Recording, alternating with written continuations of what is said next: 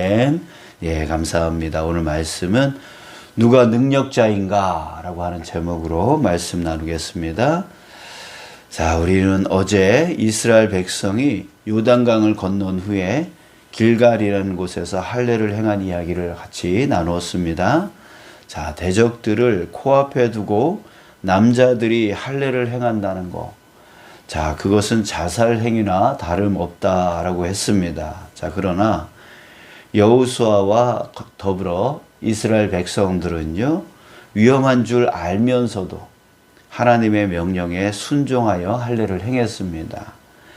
자, 성경은 순종을 많이 강조를 하고 있습니다. 자, 대표적으로 사무엘 선지자가 사울 왕에게 순종이 제사보다 낫다라고 한 말이 있는데요. 하나님은 100번, 1000번 제사를 잘 드리는 것보다 한 번 하나님 말씀에 순종하는 것, 그것을 더 기뻐하시고 더 좋아하신다라고 하는 그런 의미입니다. 자, 그런데요, 하나님이 순종을 좋아하신다는 것을 알면서도 여러분들 순종이 잘 되십니까? 순종이 잘 되지 않아요. 이 결코 쉽지 않은 게 순종이죠. 그래서 순종하며 사는 사람들이 많지가 않습니다. 자, 그래서 오늘 우리 순종에 대해서 다시 한번 우리 함께 생각해 보는 그런 시간 내줬으면 좋겠습니다. 자, 왜 그럴까요? 왜 순종하기가 그렇게 쉽지 않을까요? 자, 그 이유를 두 가지를 한번 생각을 해봤는데요. 첫 번째로 하나님의 명령, 이 하나님의 뜻이라고 하는 것은 우리 눈에 안전해 보이지 않기 때문입니다. 항상 주님이 우리에게 명령하시는 것, 주님이 우리에게 뜻하시는 것, 그것을 볼 때에 우리에게 안전해 보이지가 않아요. 요단강을 건널 때를 한번 생각해 보세요. 범람하는 강을 건넌다는 거, 그것은 결코 안전해 보이는 일이 아니었습니다. 또 오히려 사람들의 목숨을 위험하게 하는 일이었죠. 또 할례를 행할 때도 역시 마찬가지였습니다. 대적들이 코앞에 있는데 할례를 행한다는 거, 이거 결코 안전한 일이 아니죠.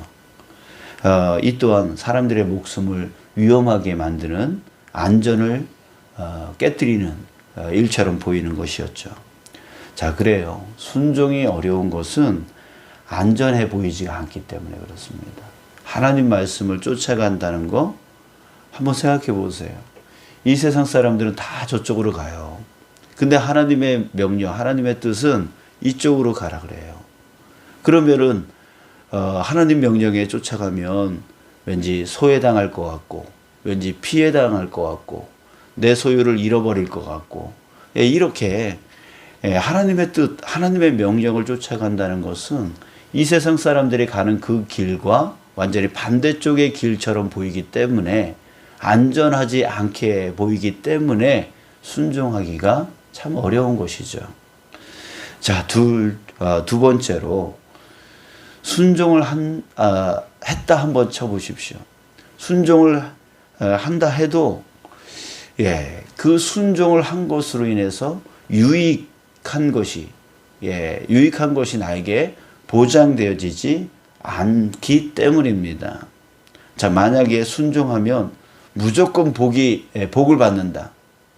순종하면 무조건 좋은 일이 생긴다.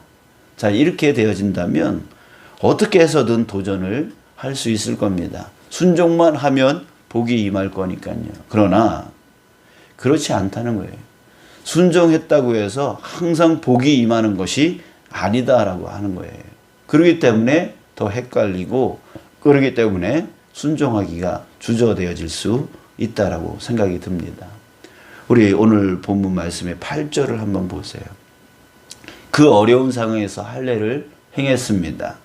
자, 그런데 그들에게 일어난 일이 무엇이었습니까? 자, 이렇게 말하고 있어요.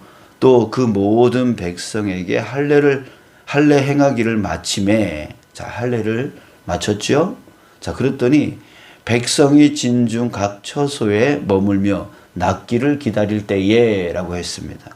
자, 각 처소에 머물며 낫기를 기다렸다라고 했어요. 자, 왜 그랬죠? 아프니까요. 예, 아파서 고통이 심했기 때문에 거동할 수가 없었어요. 그렇기 때문에 각 처소에 낫기까지 거기서 기다리고 있었다라고 했던 것이죠. 여러분 한번 생각해 보세요. 그들이 그 낫기를 기다리면서 거동하지 못하는 그리고 고통스러운 그 기간 동안에 이 사람들이요 얼마나 불안했을까요? 왜요? 지금 4km 반경 내에 지금 적이 있습니다. 뛰어오면 3, 40분이면 도달할 수 있는 거리입니다. 그런데 지금 모든 장정들, 군사로 나가서 싸울 수 있는 모든 사람들이요. 지금 다 거동이 불편해서 지금 처소에서 지금 머물러 있는 거예요. 아파서 고통스러워서 움직이지 못하고 있는 거예요. 자, 그렇다면 지금 이들은 이 기간 내에 정말 불안하고 또 불안했을 거예요. 언제 달려와서 자기네들을 다 죽일 수 있는 그런 상황 가운데 있었기 때문입니다. 자, 그들에게 이런 일이 일어났으면 얼마나 더 큰 은혜가 있었을까요? 이런 일이요. 자, 그 어려운 상황에서 순종하여 할례를 행하니까 하나님이 하나도 안 아프게 하셨어. 자, 이런 일이 일어났으면 얼마나 좋았을까요? 순종하니까 정말 좋은 일이 생겼어. 다음에 더 순종해야지. 다음에 더 잘해야지. 이런 생각 들지 않겠어요? 자, 그런데 하나님 명령에 순종했는데도 그들에게 아무런 기적이 일어나지 않았어요. 오히려 불안만 더했어요. 일주일이든 한 달이든 그 낫기까지 계속 불안하고 또 불안하고 언제 저들이 쳐들어와서 우리를 죽일지 몰라. 이런 불안감이 더했어요. 여러분들 다윗을 한번 또 생각해 보세요. 다윗은요, 자기를 괴롭히는 그 사울 왕을 동굴 속에서 죽일 수 있는 기회가 있었습니다. 자신이 그 사람을 죽이기만 하면 이제는 더 이상 도망 다닐 필요가 없는 그런 아주 절호의 기회를 가지게 되었습니다. 자, 그런데 이 다윗은 하나님이 기름 부어 세운 자를 자기가 죽일 수 없다라고 하는 그 이유 때문에 사울 왕을 죽이지 않았습니다. 다윗은 하나님의 뜻에 순종했던 거죠. 하나님 뜻에 순종했던 거예요. 자, 그런데 이후에 다윗은 이제 더 이상 도망 다니지 않아도 되게끔 하나님이 그렇게 역사해 주셨나요? 아니요. 그 이후에도요, 다윗은 계속해서 도망을 다녀야 했습니다. 계속 고통스러웠다는 거죠. 여러분 계속 도망 다니면서 다윗이 혹 이런 생각 가지지 않았을까요? 그때 진짜 죽였어야 되는 건데.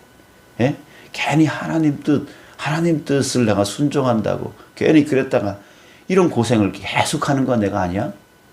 하면서 그때 죽였어야 되는데. 그때 그게 절호의 기회였는데. 이런 식으로 하나님께 순종한 것을 후회하면서 그때 죽였어야 되는데 이렇게 생각하지 않았을까요?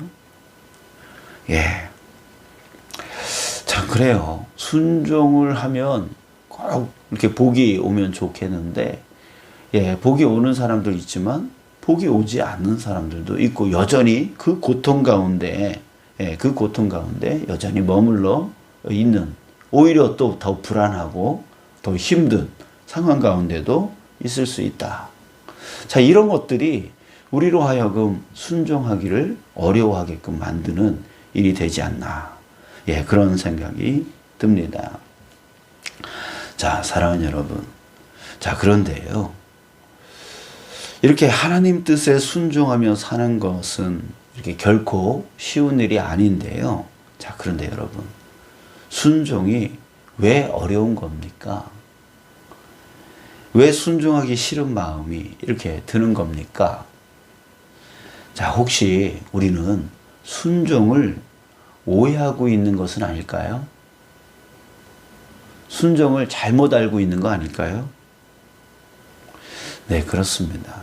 우리가 순종이 어려운 이유는 우리가 순종을 잘못 알고 있기 때문에 그렇게 순종이 어려워지는 거예요. 우리는 자꾸요, 순종을 하려고 할 때에 뭔가 대가를 바라요. 순종의 대가를 바라요. 내가 순종하면 하나님이 나 더 사랑해 주시겠지. 내가 순종하면 하나님이 나에게 복 주시겠지. 내가 순종하면 지금보다 더 나은 삶이 되어지겠지. 이런 식으로 순종의 대가를 바란다라고 하는 거예요. 여러분, 순종은요, 대가를 바라고 하는 게 순종이 아닙니다.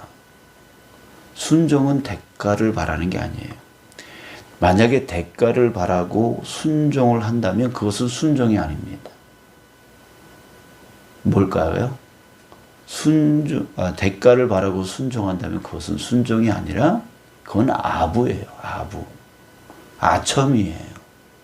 하나님께 나 잘 되게 해달라고 싸바싸바 하면서 내가 순종할 테니까 하나님 나한테 이렇게 해주세요. 하나님하고 하나님한테 아부하고 아첨하는 일이 되어지는 거예요. 여러분, 그러면 왜 순종합니까? 여러분, 순종하는 이유는요, 그것이 그리스도인의 마땅한 삶이기 때문입니다. 우리가 순종하는 이유는 그리스도인의 마땅한 삶입니다. 왜요?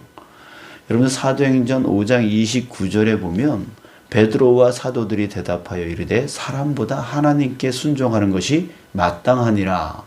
하나님께 순종하는 것이 마땅하대요. 자, 왜 그렇습니까? 여러분, 우리 그리스도인이라고 하는 것은 하나님을 나의 주인으로 영접한 자들이에요. 하나님이 나의 주인이에요. 하나님이 나의 왕이에요. 하나님이 나의 아버지예요. 그렇기 때문에 하나님을 주인으로 삼은 종으로서, 하나님을 왕으로 삼은 신하로서, 하나님을 아버지라 부를 수 있는 자녀로서 마땅한 게 뭐예요? 따라가는 거잖아요. 순종하는 거잖아요. 이게 그리스도인의 마땅한 삶이라는 거예요. 내가 순종하면 하나님이 나한테 뭔가 대가를 주시겠지. 이게 뭐예요? 내가 순종해주면 하나님이 대가를 준다. 이게 뭐예요? 사업적인 관계 아니에요? 내가 너한테 이만큼 주면 너는 나한테 이만큼 줘. 이게 사업 관계잖아요. 하나님과 우리의 관계는 사업적인 관계가 아니라고요. 내가 이만큼 드릴 테니까 하나님은 이만큼 나한테 주세요. 이런 관계가 아니라고요. 하나님과 우리의 관계는 바로 주인과 종의 관계고, 왕과 신하의 관계고, 아버지와 자녀의 관계예요. 예수 그리스도를 통해서 우리는 바로 하나님의 그런 관계 가운데로 나아갔던 거예요. 그렇기 때문에 하나님이 주인이면 나는 종인데 종이 해야 되는 일이 뭐예요? 순종이잖아요. 하나님이 왕이고 내가 신하면 내가 신하로서 왕에게 하는 일이 뭐예요? 순종이잖아요. 하나님이 나의 아버지예요. 그렇다면 자녀로서 아버지에게 하는 일이 뭐예요? 순종이잖아요. 순종은 우리 그리스도인에게 마땅한 거라고요. 마땅해. 어떤 대가를 우리가 바라는 게 아니라 순종은 마땅히 하는 거라고요. 하나님이 내 아버지니까. 하나님이 내 주인이니까. 하나님이 내 왕이니까. 마땅히 하는 게 바로 순종이다라고 하는 것입니다. 여러분들 순종의 대가를 바라지 않는 저와 여러분들이 되어지길 원합니다. 하나님은 나의 왕이세요. 하나님은 나의 주인이세요.